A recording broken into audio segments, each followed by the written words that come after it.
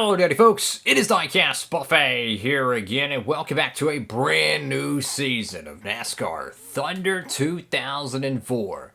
Well, after losing the championship to Ryan Newman last season, it won't let me go back and look at the statistics, but we lost it by about 29 points. Very bittersweet, but hey, the 2012 campaign is on. Now here's our new alternate paint scheme for this season. We're going to be running the same primary as last year. I really like that paint scheme, but I felt like we can improve our alternate. This is the new alternate paint scheme for the 2012 Winston Cup season.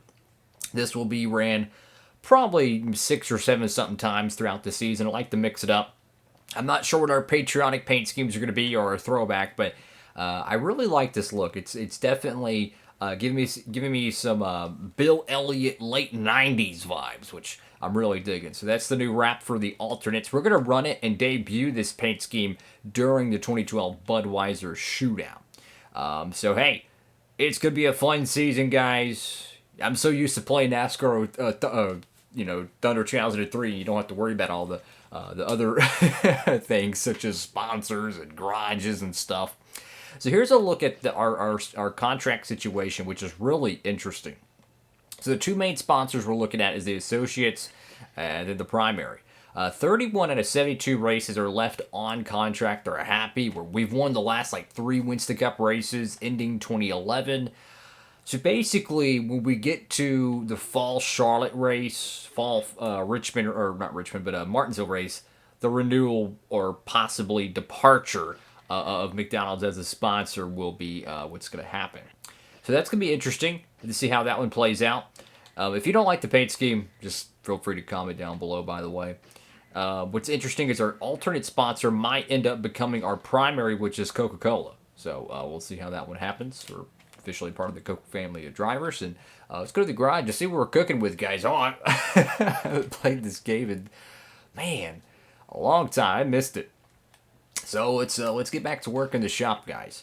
What do we need to be working on? We got our 4 parts here. We should have two speedway cars, a short track, and a super speedway piece. Well, let's go and get the short track one overhauled. Actually, no. Oh, we gotta hire a crew. We gotta do a lot of things, yo. Oh my goodness. Make sure to like, comment, and subscribe. So you know what we're going for. We're going for the best of the best because it's Winston Cup or bust. So we're going to hire Chris Myers. Let's see. P. Short. Hey, I want the best crew members. I don't care what the cost is. We need to get the best crew in the shop. That's what we're looking for, right? We're going all in to win a championship. I'm going to go get that's a potential in the 91 overall. It's pretty good. We'll go ahead and sign Ekman. And these 3 guys, I tell you what, the fabricator, chassis, and engine builder are going to be pretty PO'd most of the season because...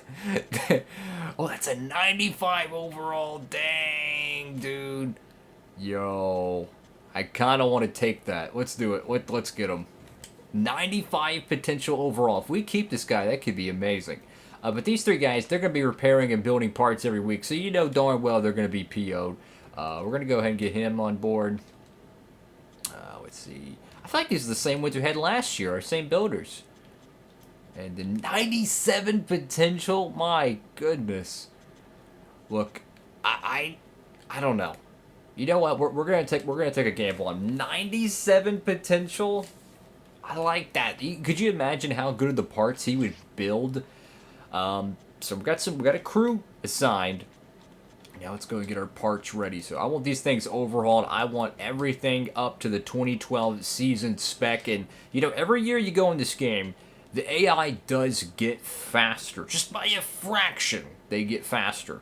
Actually, I think we're not gonna work on the short track piece because we're gonna need that for Rockingham. I'm gonna go ahead and work on our alternate speedway car in case we need that coming up. And let's see what we got here. A short track piece. Yeah, let's just work on our alternate speedway car. Go ahead and get that one fixed up pretty well. But yeah, who knows? We were really competitive last year. I would not be surprised one bit we're not as competitive. And fellas, it's that time of the year. It's time to head to Daytona for the 2012 Speed Weeks, and let's see how this one shakes out. So we're gonna run our plate car. We're gonna actually, I'm kind of curious how fast our speedway car, because it doesn't affect the damage or overall, or the short track car rather. I'm kind of curious, but I'm not gonna bring it. We're gonna bring our best stuff because I want to win the. I want to win it. Be a good, what do you call it? Dress rehearsal, so to speak, for the Daytona 500. Car rating of 81. And let's go to the Bud Shootout. Alrighty, folks, so there is no qualifying. This is based off of whoever won a pole the previous season, which were statistically one of the best pole winners in the sport's history, fortunately. So we'll go ahead and sit down to trackside for pre-race ceremonies. MRN is live in Daytona Beach, Florida for today's NASCAR Winston Cup action in the pole shootout. Would you look at this field? It's going to be hard to pick a winner in this one. Yeah, this is always a great race. Each driver has earned their spot by being a pole winner, which means we're in for some fast action. And what better place to be than right here at Daytona? That car of Elliott Sadler sure is something else, isn't it? Yeah, it's definitely one of the most interesting paint schemes in all of NASCAR. You certainly don't have any trouble picking him out on the racetrack, and that's what a sponsor is after. Jimmy Johnson, who won a couple of championships in his early days as an off-road racer, came into the NASCAR Busch Series in 2000. He immediately showed a lot of consistency and picked up a full-time ride in the NASCAR Winston Cup Series in 2002, and he's been pretty impressive ever since.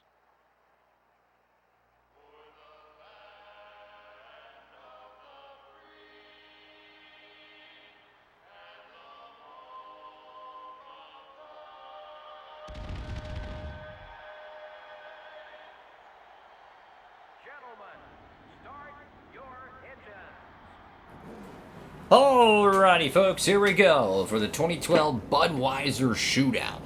Jeff Burton and the 21 car. I believe it's Ashton Lewis on pole. The shootout field consists of all pole winners from the previous NASCAR Winston Cup season. Each driver must make a 2-tire pit stop, 2 tires, under the green flag during the race. 2 tires. Let's not forget that, guys. We have to make one, so it's like a mini all-star race.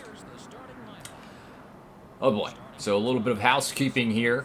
The 9 car for Evernham is no longer this season. So Evernham is a single car operation where Jeremy Mayfield, Stanton Barrett hung it up. They canceled the 9 car for Evernham. And to my knowledge, Roush might be upgrading their field with the 9 car this year. We'll see. Green flag in the 2012 Speed Weeks. Debut this alternate paint scheme, see how it goes. Got that sun glaring in the eyes. Now, I know our car's really fast, guys, but I don't know if we're going to be able to win this.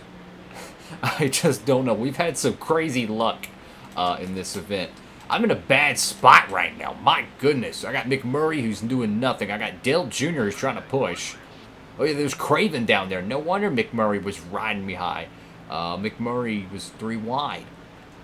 But this is a good dress rehearsal for the 500, trying to figure out how is this car going in the pack. How has the AI gotten faster, perhaps, you know? Because every year they get faster. So you have to continuously improve your stuff. And if you're new to this series, we've upgraded our equipment for our car to only a certain amount of stuff. That way it gives me an 81 or 82 car rating just about each week. To my knowledge, that's decently around the same car rating you would have in quick race. Okay, I think 80 is the normal average you'd get for quick race. So anything above that makes your car much faster, and then that's when you win every single race. This playthrough is not about that. We're not just trying to win the championship and then call it a day. No, this is a full career playthrough. Keep in mind, the first season was in 2003 in the game. We're in the year 2012. So my point is that this is a full playthrough. We're not here to win every single race and then retire. That's not what this is about. It's about documenting a full career. So we're not going to upgrade the car anymore.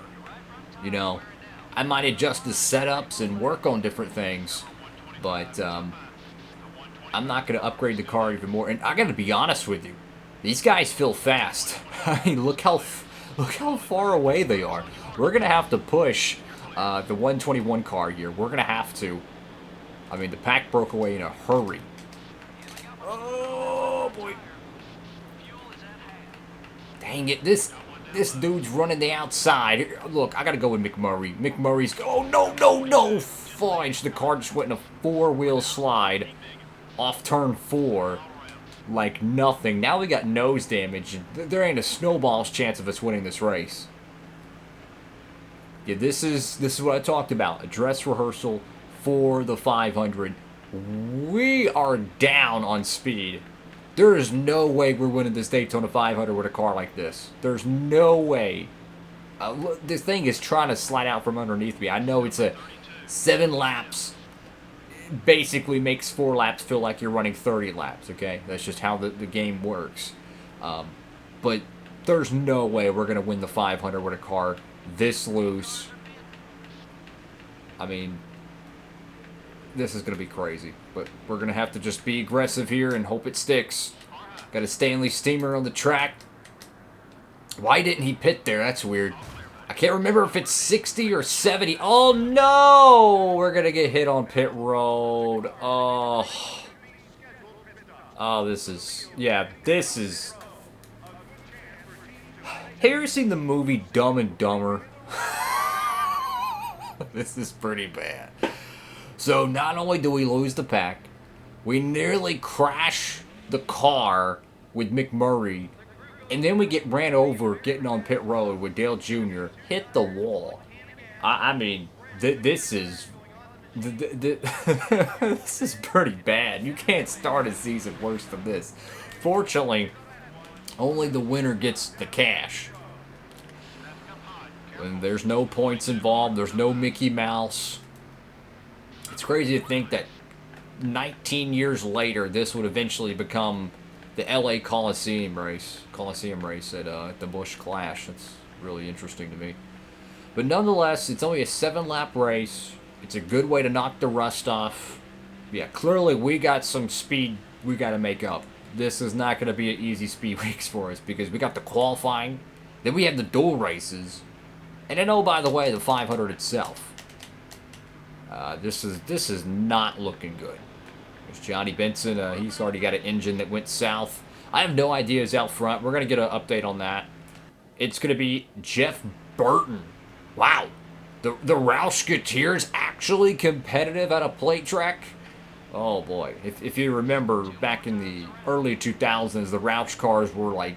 They were either winning the 03 Pepsi 400 with Greg Biffle, or they were having engine troubles in qualifying. I mean, it was awful for them most of the time, which is what this game is based off of, the early 2000s driver statistics, momentum, etc. Get a little bit of drafting help with Bobby Labonte here, never hurts.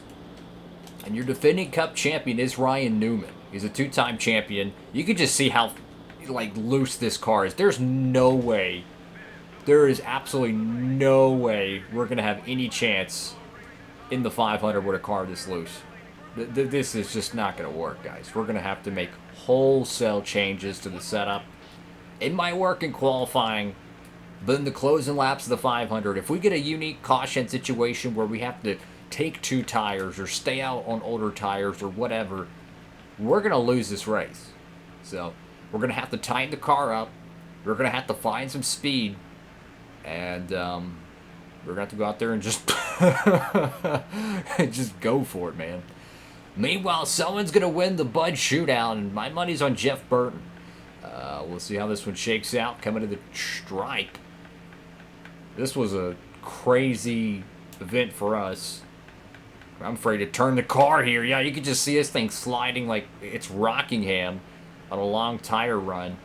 17th. Not a way we want to debut this paint scheme. Jeff Gordon actually steals it. Wow. Shocker. Andy Armstrong's in the 21 car. I thought he was Ashton Lewis. But that was rough. Ow. So we avoided disaster like 3 times during this event. We get 54,000 for race winnings. What? That don't make any sense. Maybe that's just for gas and tires. But anyways, Jeff Gordon's gonna win the race. I'm assuming the 99 car had a pit at the end, but one of the main storylines this year when I'm watching is that 19 car. Because think about it, they won the championship with Dodge, which is the 12 car. They're the only competitive Dodge in the field, pretty much, because the 2 car is driven by David Green, I believe. He sucks in this game, unfortunately. Evernham hasn't done anything since the year of the flood. So pretty much the only way the Mopars are going to win anything is with Newman, which is fascinating. Then you look at the Roush camp, Kenseth, Kurt Busch, Jeff Burton, etc. are not like, in this game, they're not home run hitters. We're not talking about NASCAR 05 or NASCAR 06 where every year in the chase you would have half the Roush field. So my point is that Ford really doesn't have a dog in the hunt. Yates is gone underwater. Is Chevrolet just setting up yet again for another dominating season? I don't know. Well, that's all for the Budweiser Shootout. We'll have the dual race in the next episode. Thank you all so much for watching. Make sure to like, comment, and subscribe. Welcome back to the channel if you'd like to tune in for the Thunder 04 career mode. And for all those cats who've been watching since episode 1, y'all are awesome. God bless y'all. Thank y'all so much for watching. Have a great one. Diecastbuffet signing off.